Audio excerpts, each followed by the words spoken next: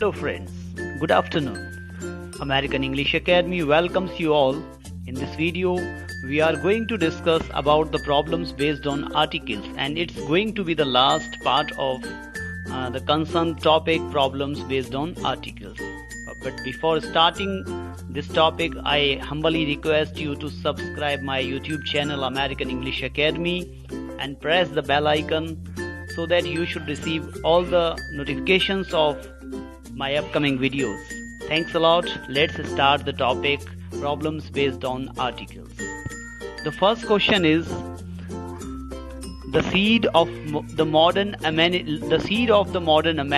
lies in the science. Let's discuss each part of the given sentence. The seed, next option is of all the modern amenities. It's correct. Lies in. The last option, option number D of this sentence is the science.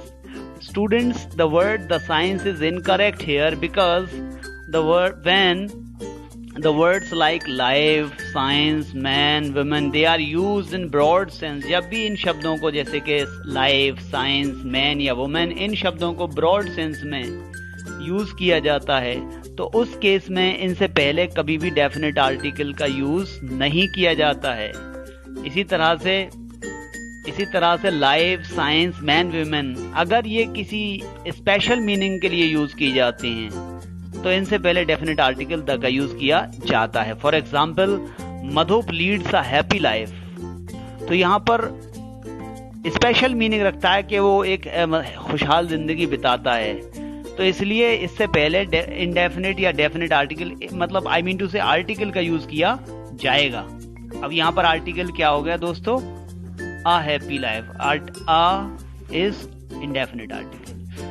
Next example related to the same is, इससे जुड़ा हुआ अगला एग्जाम्पल हम देख सकते हैं. The life of his brother is in danger, उसके भाई का जीवन खतरे में है. तो यहाँ पर द लाइफ क्यों यूज किया गया भाई?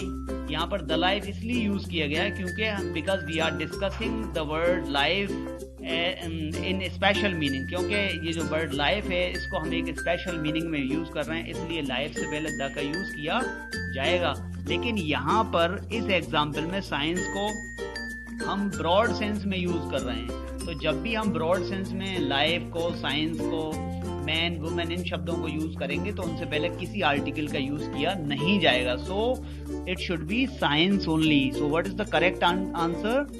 The correct answer of this sentence is, the correct answer is D. Take it please. Yes, D. Let's come to the next question. Question number 2. Music is a science but singing is an art, said the music teacher. यानी music teacher ने कहा कि music एक science है और singing एक art है. यहाँ पर if you discuss, as I discussed with you in the previous example, जैसे मैंने previous example में डिस्कस किया था, अगर साइंस, लाइफ, मैन, वुमेन अगर ये ब्रॉड सेंस में यूज किए जाते हैं तब तो इनसे पहले किसी आर्टिकल का यूज नहीं किया जाता है. अगर किसी स्पेशल मीनिंग में यूज किए जाते हैं तब इनसे पहले आर्टिकल का यूज किया जाता है. तो यहाँ पर साइंस एक ब्रांच ऑफ नॉलेज के रूप में यूज किया गया है. Music is a science. इस साइंस का मतलब क्या है? यहाँ पर एक ब्रांच ऑफ नॉलेज हो गई. तो जब भी ब्रांच ऑफ नॉलेज के रूप में साइंस का यूज किया जाएगा या आप कह सकते हैं किसी स्पेशल मीनिंग में यूज किया जाएगा तो उससे पहले आ का यूज किया जाएगा. So what is the correct answer? Music is a science. So which option is correct? तो हम करेक्ट आंसर यहाँ पर होगा म्यूजिक इज अ साइंस, क्योंकि साइंस का यूज एक ब्रांच ऑफ नॉलेज के रूप में यूज किया गया. So option number A is correct. Let's come to the next question. It is a pity that the son of a millionaire should indulge in stealing. बड़े दुख की बात है कि एक मिलेनायर का जो बेटा है वो चोरी जैसे काम में इंडल्ज पाया गया. तो यहाँ पर देखेंगे कि मिलेनायर जो शब्द है, it is a pity that the son of millionaire. Millionaire एक काउंटेबल नाउन होता है. मिलेनायर एक काउंटेबल नाउन होता है. And you know very well before countable nouns which article is used? Definitely indefinite article a और an is used. So what will you use here? क्या use करेंगे आप यहाँ पर?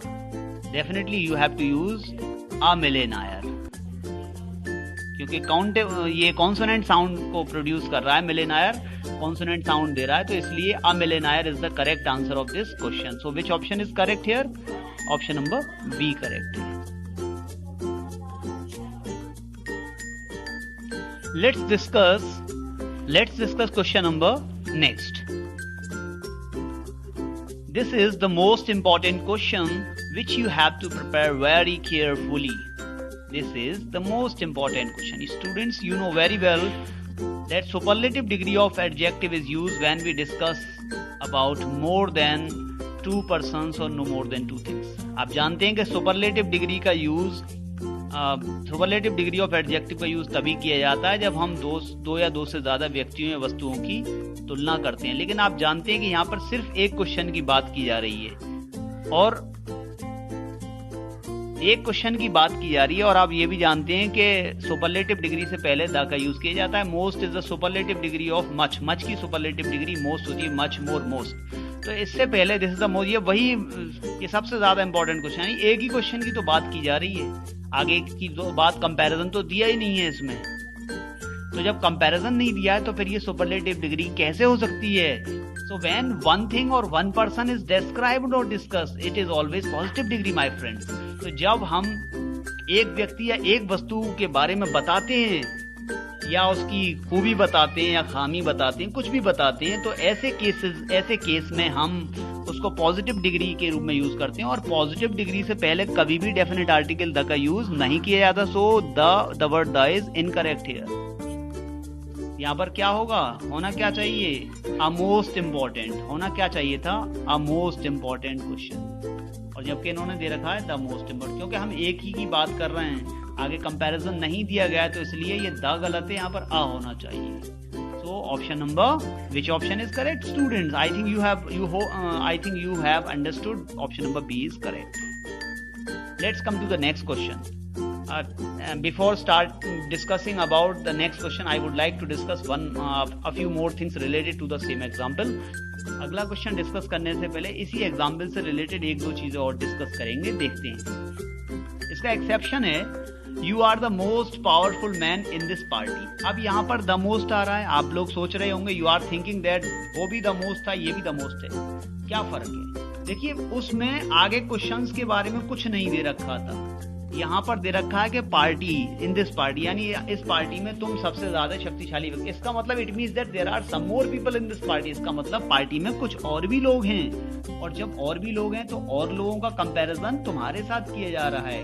तो when we discuss about more than two persons और more than two things, we use superlative degree of adjective and it is always preceded by definite article the. तो जब भी हम दो या दो से ज्यादा व्यक्तियों या वस्तुओं की तुलना करते हैं तो हम सुपरलेटिव डिग्री ऑफ एडजेक्टिव का यूज करते हैं, और सुपरलेटिव डिग्री ऑफ एडजेक्टिव से पहले हमेशा द आता है, तो ये करेक्ट है. इसी तरह से एक देखेंगे next example. You are a most powerful man. अब देखिए फिर से एक नई चीज आ गई. अब यहाँ मोस्ट से पहले आ रहा है. You are a most powerful man, तुम काफी शक्तिशाली व्यक्ति हो. तो यहाँ पर मोस्ट से पहले, मोस्ट तो सुपरलेटिव डिग्री होती है, द क्यों नहीं आया भाई? इसलिए नहीं आया the. We have not used definite article the here because we are not comparing you with others here. हमने डेफिनेट आर्टिकल द का यूज मोस्ट से पहले यहाँ इसलिए नहीं किया है क्योंकि हम तुम्हारी तुलना यहाँ पर दूसरे लोगों से नहीं कर रहे हैं, हम सिर्फ तुम्हारे बारे में बता रहे हैं. When we discuss about one person or one thing, we always describe or discuss it in positive degree of adjective. जब भी हम एक व्यक्ति या एक वस्तु के बारे में बताते हैं तो हम सिर्फ पॉजिटिव डिग्री ऑफ एडजेक्टिव का यूज करते हैं. तो इसलिए यहाँ पर अमोस्ट आ गया. यहाँ पर अमोस्ट का मीन्स क्या है? वेरी, यानी बहुत. You are a most means you are very powerful man, तुम बहुत शक्तिशाली व्यक्ति हो. अब ये नहीं कहा कि तुम किससे ज्यादा शक्तिशाली हो, इसलिए पॉजिटिव डिग्री है, इसलिए आ आएगा यहाँ पर. इसीलिए यहाँ पर भी आ करेक्ट है, a most important. Let's discuss question number 5. Brahmaputra is one of the longest rivers that originate in the Himalayas. You know, students, very well that the names of the rivers are always preceded by definite article the. आप जानते हैं कि नदियों के नाम से पहले हमेशा डेफिनेट आर्टिकल द का यूज किया जाता है, और ब्रह्मपुत्र एक नदी का नाम है, इसलिए क्या यूज करेंगे ब्रह्मपुत्र से पहले? We have to use definite article the. So what is the correct answer? Which one is the correct option, students? Option number A is 100% correct. So take it. Let's come to the next question. अगला question discuss करते हैं. The Ganges is for North India. What Krishna is for South India. देखिए, the Ganges ये नदी का नाम है, correct है. is for North India, जो संबंध नॉर्थ इंडिया के लिए गंगा का है.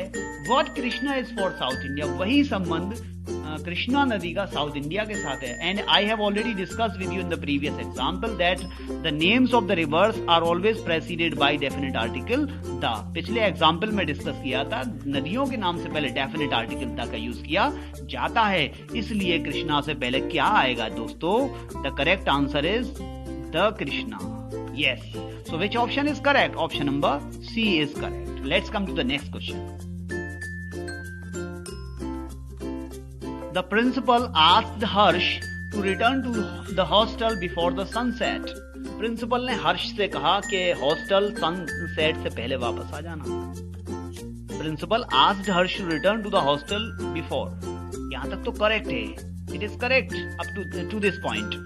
Let's discuss after this. Always remember, students, whenever we use the words like dawn, अब जब भी इस कंस्ट्रक्शन में आपको शब्द दे रखी हूं बिफोर या आफ्टर के बाद, dawn, daybreak, sunrise, sunset, dawn, daybreak, sunrise, sunset, ये शब्द डॉन बिफोर या आफ्टर के बाद, dawn, daybreak, sunrise, sunset, noon या नाइट, ये शब्द जब भी आएंगे, for example before dawn, before the sunset, before sunset, before sunrise, before noon, before night, जब भी ये आएंगे तो इनके बीच में कोई आर्टिकल यूज किया नहीं जाएगा. That's why students the use of definite article the is incorrect here. इसलिए डेफिनेट आर्टिकल द का यूज या 100% इनकरेक्ट है. So which one is the correct option? Option number D, ये होना चाहिए before sunset. Option number D is correct. Let's come to the next question. Bhavesh found himself in a trouble when he saw no rickshaw outside the station. जब भावेश ने station के बाहर कोई rickshaw नहीं पाया तो उसने अपने आप को मुसीबत में पाया. भावेश फाउंड हिमसेल्फ, यहां तक करेक्ट है. भावेश ने अपने आप को पाया. आगे भी देख लेते हैं. when he saw no rickshaw outside the station, जब उसने स्टेशन के बाहर कोई रिक्शा उसे नहीं मिला.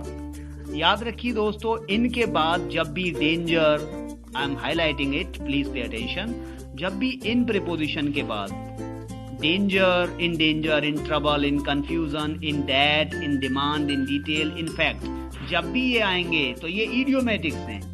इन demand, in danger, in trouble, in confusion, in that, in fact, all these are idiomatic expressions, and idiomatic expressions cannot be changed, and they don't, these idiomatic expressions don't have any article between them.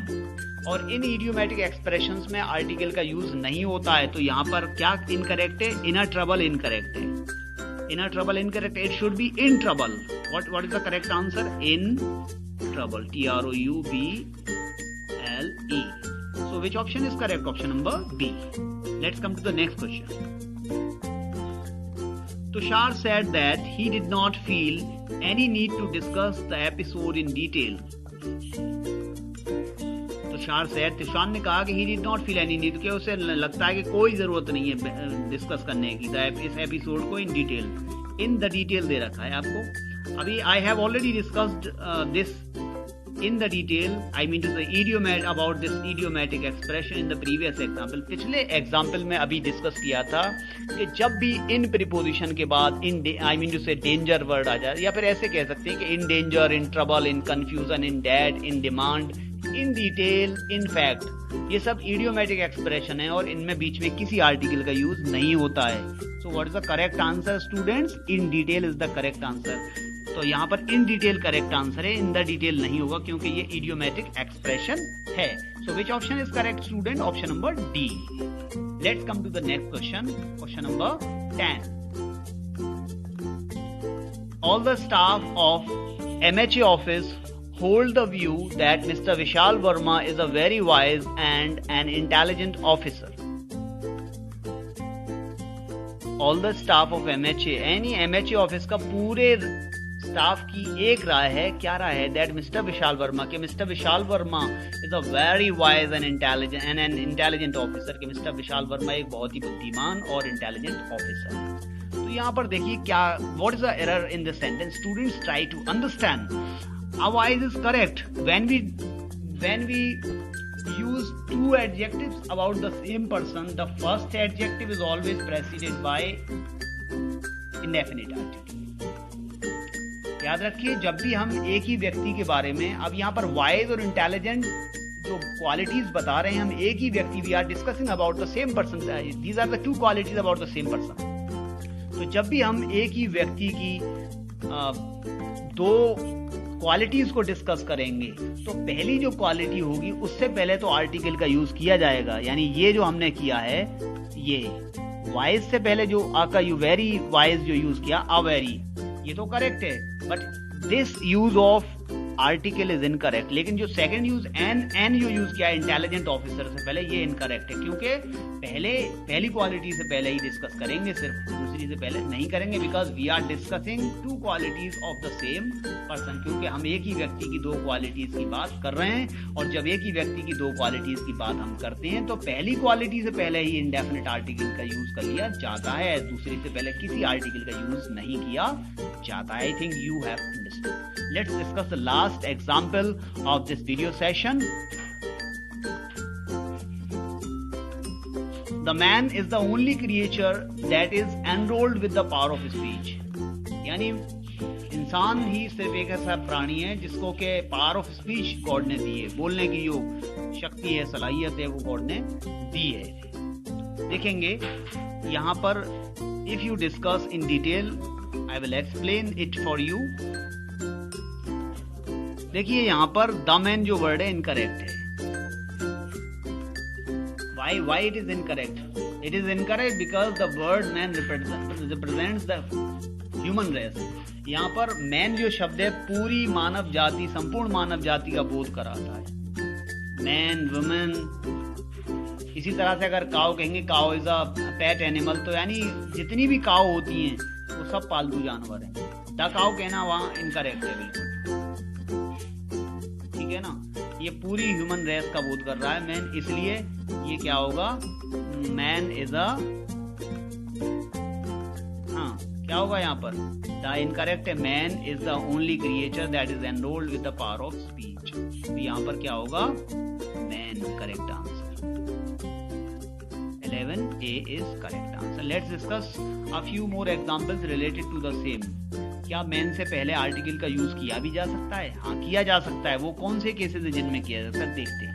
देखिए for example, Khaleeq is a man of, Khaleeq is a man of honour. Khaleeq किसी का नाम है, Khaleeq is a man of honour. Khaleeq जो है man of honour है, सम्मानित व्यक्ति है जो सम्मान के लिए मरता है। तो यहाँ पर अमैन क्यों यूज किया गया, पिछले में तो नहीं किया गया था। ये इसलिए क्यों किया गया है, because the word man does not belong to और does not represent the human race. यहाँ पर मैन जो शब्द है मानव जाति का, संपूर्ण मानव जाति का बोध नहीं करता है। यहाँ पर एक काउंटेबल नाउन के रूप में यूज हुआ है, क्योंकि हम एक व्यक्ति की बात कर रहे हैं, यहाँ पे खलीक की बात कर रहे हैं। खलीक एक आदमी है, और यहाँ पर अमैन एक काउंटेबल नाउन के रूप में यूज हुआ है। और जब भी मैन काउंटेबल नाउन के रूप में यूज होगा, उससे पहले इंडेफिनिट आर्टिकल और एन का यूज कर लिया जाएगा। Let's discuss one more example. क्या इससे पहले डेफिनेट आर्टिकल का भी यूज कर सकते हैं? हाँ कर सकते हैं। कैसे कर सकते हैं? The man who was killed was a leader, यानी the man who was killed, यानी वह व्यक्ति जिसे मार दिया गया था, वाज अ लीडर। वो कौन था? एक लीडर था। अब यहाँ द क्यों यूज किया गया बताइए। My dear students, here the word man, the word man is preceded by definite article the, because here we are discussing about a particular person, and to make somebody or something particular we always use definite article the before it. किसी भी व्यक्ति या वस्तु को जब particular बनाना होता है, particular के रूप में, विशेष के रूप में डिस्कस करना होता है या डिस्क्राइब करना होता है, तो हम उससे पहले डेफिनेट आर्टिकल द का यूज करते हैं। यानी वही आदमी मारा गया जो कि एक लीडर था, या कह सकते हैं जो आदमी मारा गया है वो एक लीडर था, यानी किसी पर्टिकुलर व्यक्ति की बात करना है. So I hope you have understood this. So in this way students we have finished this exercise. I hope you like the video. Kindly like the video, watch it completely, share it with your friends, subscribe my YouTube channel American English Academy and press the bell icon so that you should receive all the notifications of my upcoming videos. Thanks a lot. Thanks for your moral support. Thanks a lot. Thanks for watching this video. We shall meet in the next video. Bye bye. Take care.